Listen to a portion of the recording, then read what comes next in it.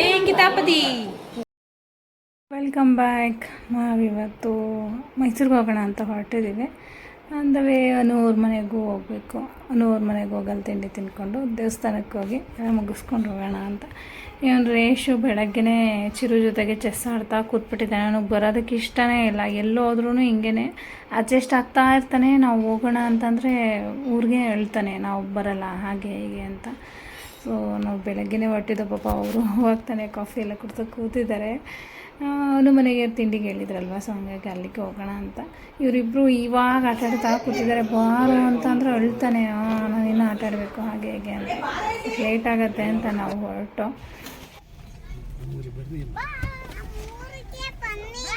ಬಾಯ್ ಬಾಯ್ ಬಾಯ್.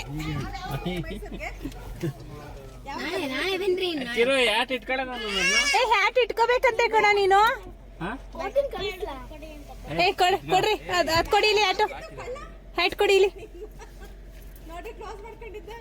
ತವಳ ತವಳ ತವಳ ಏನಾರ ತವಳ.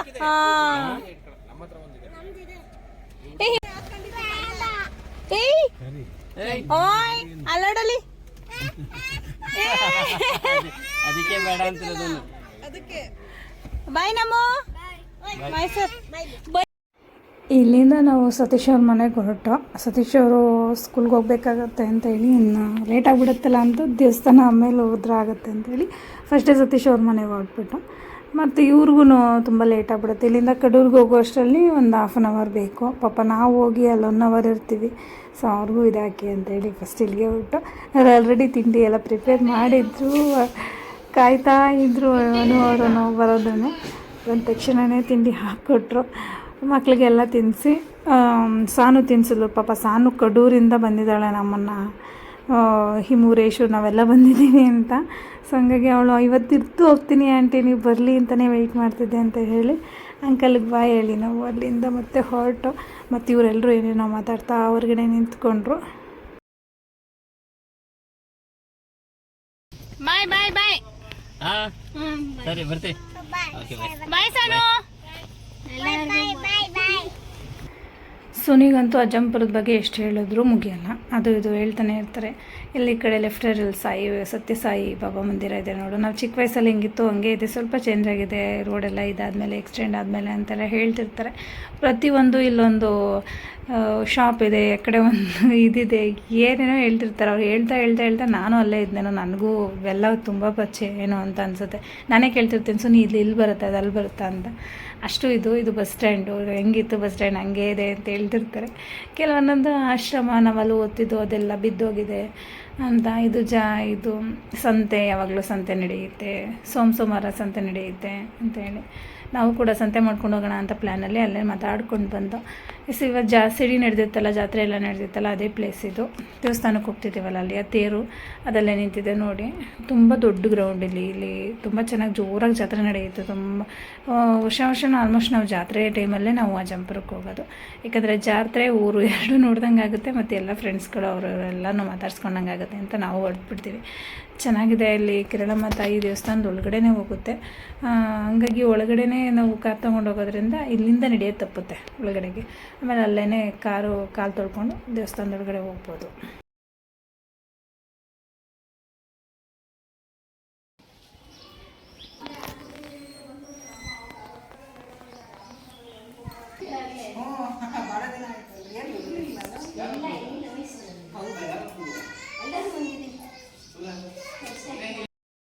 ನೆನ್ನೆ ಬಂದಿದ್ದು, ಮೊನ್ನೆ ಸಂಜೆ ಬಂದ್ವಿ. ನೆನ್ನೆ ಸಿಡಿಗೆಲ್ಲ ಬಂದಿದ್ವಿ. ಹೌದಾ, ಚೆನ್ನಾಗಾಯ್ತು ಸಿಡಿ. ಹೌದೌದು.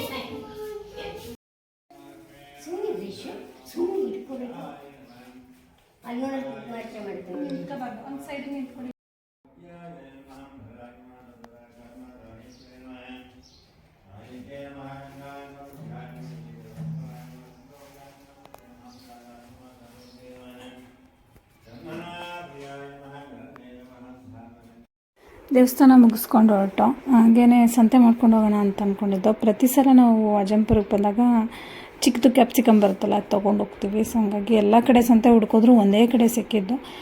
ಇನ್ನೇನು ಮಾಡೋದು ಅವ್ರು ಎಷ್ಟು ಕೇಳಿದ್ರು ಅಷ್ಟೇ ಕೊಟ್ಬಿಟ್ಟು ತೊಗೊಂಡೋಗ್ಬೇಕಿತ್ತು. ಚೌಕಾಸಿನೂ ಮಾಡೋದಕ್ಕೆ ಬೇರೆ ಕಡೆ ಹೋಗ್ತೀವಿ ಅನ್ನೋದಕ್ಕಾಗಲ್ಲ, ಒಂದೇ ಕಡೆ ಇರೋದ್ರಿಂದ.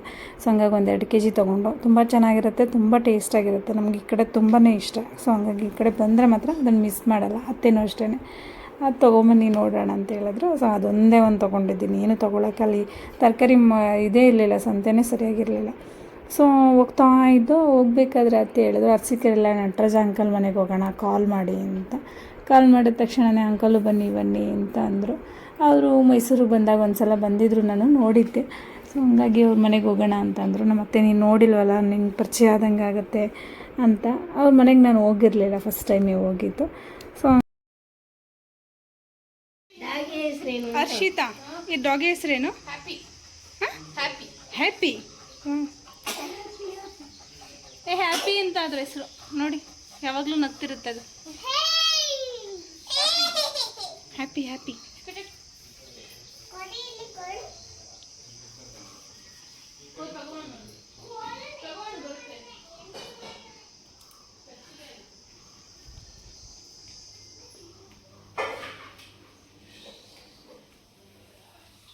ಏನು ಮಾಡ್ತಿದ್ದೀರಾ ಆಂಟಿ? ಕುಕ್ಕರ್ ಬೇಕಿತ್ತಲ್ಲ ಗಿಡಕ್ಕೆ, ಹಾಂ, ಸಾರು ಬೇಕಲ್ಲ, ಸಾರು ಮಾಡಿಟ್ನಮ್ಮ ಎಂದು ಸಾರು. ಸುನಿಗೆ ಎಲ್ಲೋದ್ರು ಕೆಲಸ, ಅಲ್ಲಿ ಕುತ್ಕೊಂಡು ಲ್ಯಾಪ್ಟಾಪಲ್ಲಿ ಕೆಲಸ ಮಾಡ್ಕೊತಾ ಕೂತಿದ್ರು. ಬಂತು ಹ್ಯಾಪಿ. ಬೈ ಹ್ಯಾಪಿ ಬಾ, ಇಲ್ಲಿ ಬಾ. ಬಿಡ ಅಲ್ಲ, ಇಲ್ಲಿ ಜಂಪ್ ಮಾಡುತ್ತೆ. ಹ್ಯಾಪಿ ಇಲ್ಲಿ ಬರ ಇಲ್ಲಿ ಬಾ, ಬೇಡ ಬಾ ಅಮ್ಮ ಇಲ್ಲಿ. ಅವ್ರಿಗೆ ಬೇಜಾರಾಗಿದೆ, ಇವರೆಲ್ಲರೂ ಬಂದು ಹೊರಗಡೆ ಬಿಡಿಸಿದ್ದಾರೆ ಅಂತ. ಈಗ ಬಾರ ಇಲ್ಲಿ, ತಗೋ ಬಾ, ಬಿಚ್ಬೇಡ, ಒಳಗಡೆ ಬರುತ್ತೆ. ಹ್ಯಾಪಿನ ಮಕ್ಕಳು ಕಿತಾಪತಿ ಮಾಡ್ತಾರೆ ಅಂತೇಳಿ ಹಿಂದೆ ಹಿತ್ಲಿಗೆಲ್ಲ ಕಟ್ಬಿಟ್ರು. ಇನ್ನು ಒಳಗಡೆ ಬಂದರೆ ಮಕ್ಕಳು ಸುಮ್ಮನೆ ಇರಲ್ಲ, ಅದು ಇದು ಮಾಡ್ತಾರೆ ಅಂತ. ಆಮೇಲೆ ನಾವೆಲ್ಲ ಒಳಗಡೆ ಕೂತ್ಕೊಂಡು ಮಾತಾಡೋಕ್ಕೆ ಸ್ಟಾರ್ಟ್ ಮಾಡಿದ್ವು. ಇದು ಅತ್ತೆ ಮತ್ತು ಅಂಕಲ್ ಇಬ್ಬರು ಮಾತಾಡ್ತಿದ್ರು. ಅವ್ರು ಚಿಕ್ಕ ವಯಸ್ಸಲ್ಲಿ ಅಜ್ಜಿ ಹೆಂಗಿದ್ರು, ಅಜ್ಜಿ ನಮ್ಮ ಪುಟ್ಟಜ್ಜಿನೂ ಇಲ್ಲೂ ಬಂದಿದ್ರಂತೆ, ಎಲ್ಲ ಏನೇನೋ ಹೇಳ್ತಾ ಕೂತ್ಕೊಂಡಿದ್ರು. ಟೈಮ್ ಹೋಗಿದ್ದೇ ಗೊತ್ತಾಗಲಿಲ್ಲ ಇವ್ರ ಮಗಳ ಮಾತಿನ ಮಧ್ಯದಲ್ಲಿ. ನಾವು ಇಲ್ಲಿಂದ ಮಧ್ಯಾಹ್ನದಂಗೆ ಹೊರಡೋಣ ಅಂತ ಪ್ಲ್ಯಾನ್ ಆಗಿತ್ತು. ಆದರೆ ಜಾಸ್ತಿ ಟೈಮು ಇವ್ರ ಮನೇಲಿದ್ದೋ, ನಮಗಂತೂ ಗೊತ್ತೇ ಆಗಿಲ್ಲ ಇವ್ರ ಮನೇಲಿ ಇಷ್ಟೊತ್ತಿದ್ವಾ ಅಂತಲೇ ಅನಿಸ್ಬೇಕು, ಅಷ್ಟೊತ್ತಿದ್ದೋ. ಈ ಹ್ಯಾಪಿ ಅಂತೂ ಭಾರಿ ಎಂಟರ್ಟೈನ್ಮೆಂಟ್ ಆಗಿತ್ತು ನನ್ನ ಮಕ್ಕಳಿಗೆ, ಅಲ್ವೇನ್ರ? ನಿನ್ನ ಎತ್ಕೊಂಡು ಹಾಕ್ಬೇಕೆ? ಹೌದು. Bye Harshita, bye uncle, bye aunty. ಮೊನ್ನೆ ಎಲ್ಲ ಮತ್ತೆ ಸರಿ, ಬಾಯ್. ಇಲ್ಲಿ ಅಕ್ಕ ಹ್ಯಾಪಿ, ಅಲ್ಲಿ ಹ್ಯಾಪಿ, ಬಾಯ್ ಹ್ಯಾಪಿ ಬಾಯ್.